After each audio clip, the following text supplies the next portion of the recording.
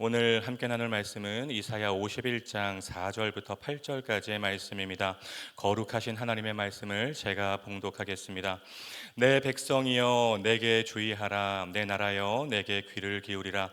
이는 율법이 내게서부터 나갈 것임이라. 내가 내 공의를 만민의 빛으로 세우리라. 내 공의가 가깝고 내 구원이 나갔은즉 내 팔이 만민을 심판하리니 섬들이 나를 앙망하여 내 팔에 의지하리라. 너희는 하늘로 눈을 들며 그 아래의 땅을 살피라. 하늘이 연기같이 사라지고 땅이 옷같이 헤어지며 거기에 사는 자들이 하루살이같이 죽으려니와 나의 구원은 영원히 있고 나의 공의는 패하여지지 아니하리라. 의를 아는 자들아, 마음에 내 율법이 있는 백성들아, 너희는 내게 듣고 그들의 비방을 두려워하지 말라. 그들의 비방에 놀라지 말라. 옥같이 좀이 그들을 먹을 것이며 양털같이 좀벌레가 그들을 먹을 것이나 나의 공의는 영원히 있겠고 나의 구원은 세세에 미치리라. 아멘. 오늘 선포되는 말씀이 여러분 모두에게 은혜의 말씀이 되기를 주님의 이름으로 축복합니다. 계속해서 이사야서 후반부를 묵상하고 있습니다. 우리가 기억해야 할 것은 이사야서 후반부인 40장 이후부터는 바벨론 제국을 그 배경으로 하고 있다는 것입니다. 바벨론 포로 생활을 배경으로 해서 하나님이 베풀어 주실 구원과 용서와 회복의 미래를 이야기하고 있는 것입니다. 그래서 학자들은 이사야 40장부터 55장까지를 위로의 책이라고 부르기도 하는 것이죠. 오늘 읽은 본문도 마찬가지입니다. 하나님께서 강력하고 확신적인 어조로 이스라엘을 위로하고 계십니다. 여러분 한번 생각해 보세요. 이스라엘 백성들은 지금 바벨론 포로로 끌려가 있어요. 나라는 망했고 성전은 불탔고 성벽은 무너졌고 왕은 사로잡혔습니다. 이 처참한 상황에서 이스라엘 백성들이 무슨 생각을 했을까요? 당연하죠. 하나님이 우리를 버리신 게 분명해. 하나님이 이스라엘을 잊어버린 게 분명해. 하나님의 약속은 헛된 약속이었어. 이스라엘은 이제 다 끝난 거예요. 여러분, 우리도 마찬가지 그런 생각이 들 때가 있잖아요. 하나님이 멀리 계신 것 같고, 하나님이 내 기도를 듣지 않는 것 같고, 나를 잊어버린 것 같고, 더 이상 나를 사랑하지 않는 것 같다고 느껴질 때가 있어요. 하나님을 믿기는 믿는데 고난의 중심에 나 혼자 그냥 툭 던져진 느낌을 받을 때가 있다는 것입니다. 바벨론이라는 거대한 문제에 갇혀버린 포로가 되어버린 것 같은 상황을 우리도 만날 때가 있다는 것이죠. 그런데 이런 절망적인 상황에서 하나님이 이스라엘을 어떻게 부르고 계신지를 우리가 먼저 주목해야 돼요. 4절 말씀입니다. 내 백성이여 내게 주의하라. 내 나라여 내게 귀를 기울이라. 내가 그렇게 놀라운 기적과 은혜를 쏟아 부어줬는데 그걸 모르고 죄 가운데 살았던 이 어리석은 백성아, 이런 배은망덕한 나라야가 아니라 여전히 내 백성이고 내 나라고 내 거라는 것입니다. 비록 이스라엘이 포로로 끌려가고 실패하고 좌절하고 넘어져도 하나님과 이스라엘의 관계는 변하지 않았다는 것. 하나님은 이스라엘을 잊지 않으셨고 버리지 않으셨다는 것, 그걸 하나님은 호칭 한 방으로 확인시켜 주고 있는 것입니다.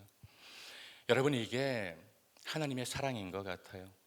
우리가 신앙생활 A+로 할 때만 하나님의 백성이 되는 것이 아니라 때로는 넘어지고 좌절하고 잘못된 길을 걸어가도 하나님은 여전히 동일하게 우리에게 말씀하십니다. 내 백성아, 나를 주목해봐. 안목사야, 이집사야, 박권사야, 최장로야, 나에게 귀를 기울여봐. 내가 절대로 너를 잊지 않고 절대로 너를 버리지 않았어.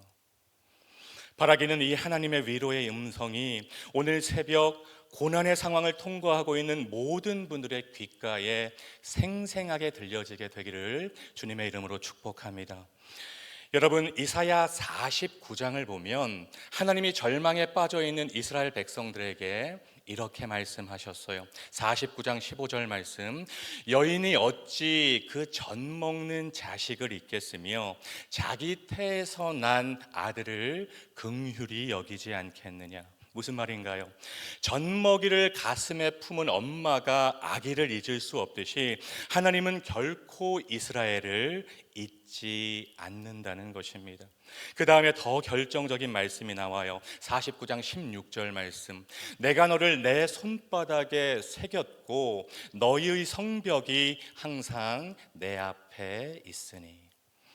여기서 새겼다로 번역된 히브리어 단어 하카크는 지워지지 않게 돌에 새겨 넣는 것을 뜻하는 단어입니다. 쉽게는 문신이라고 생각하시면 돼요. 여러분, 문신의 가장 큰 특징이 뭘까요?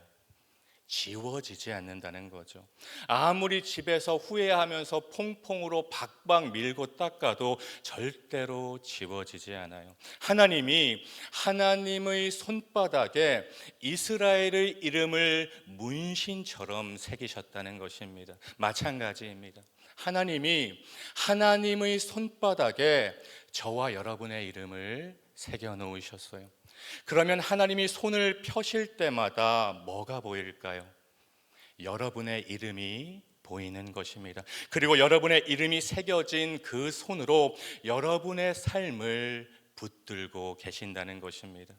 어떤 고난과 문제와 아픔의 상황에서도 우리는 이렇게 믿음으로 선포할 수 있어야 돼요. 나는 하나님 손바닥에 새겨진 사람입니다. 여러분이 인생 여정, 신앙 여정을 걸어가다가 어떤 고난과 문제와 장애물을 만났을 때 여러분 입술로 이렇게 선포하셔야 돼요. 나는 하나님 손바닥에 새겨진 사람입니다.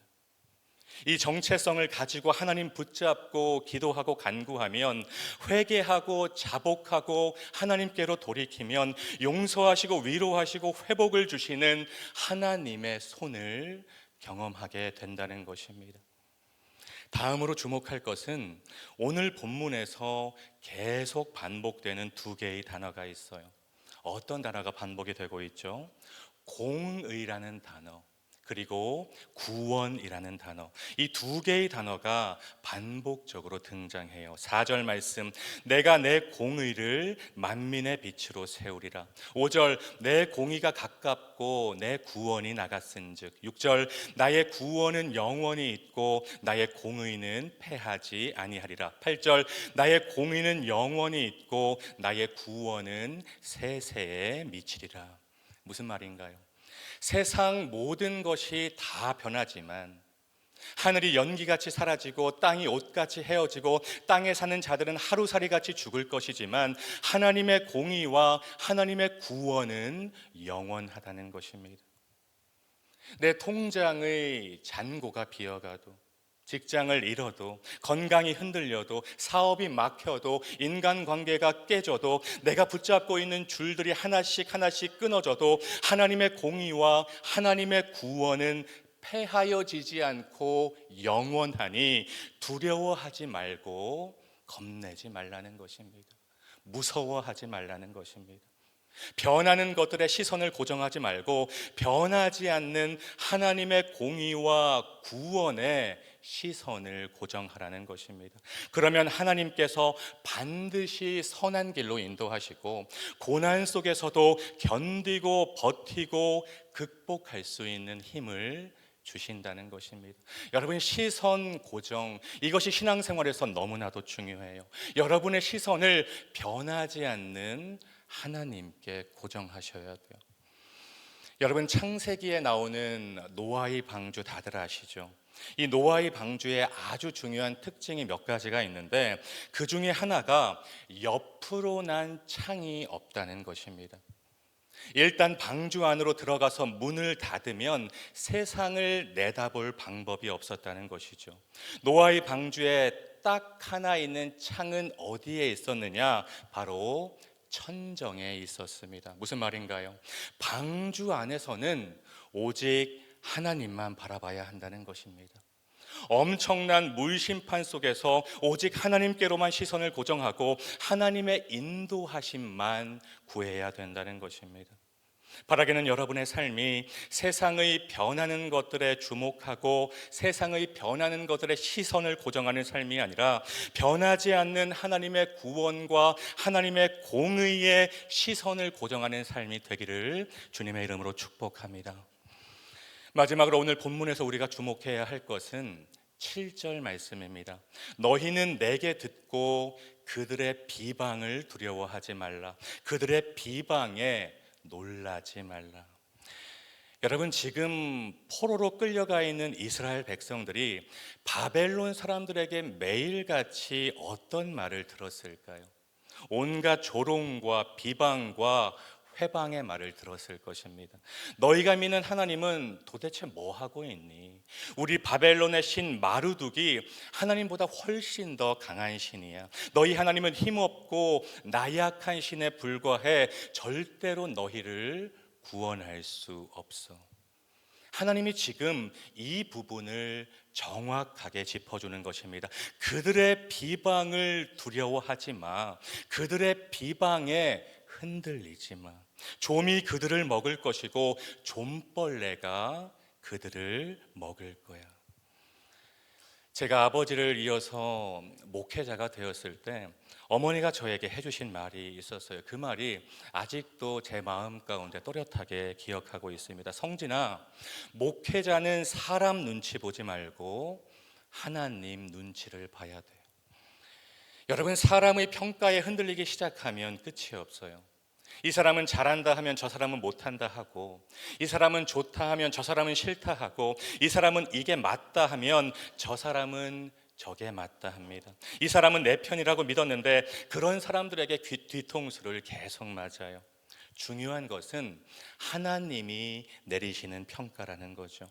하나님이 잘한다 하면 잘하는 것이고 하나님이 틀렸다 하면 틀린 것입니다. 하나님이 맞다고 하면 맞는 것이고 하나님이 싫다고 하면 잘못된 것입니다. 그 기준이 뭐냐? 바로 66권 성경입니다.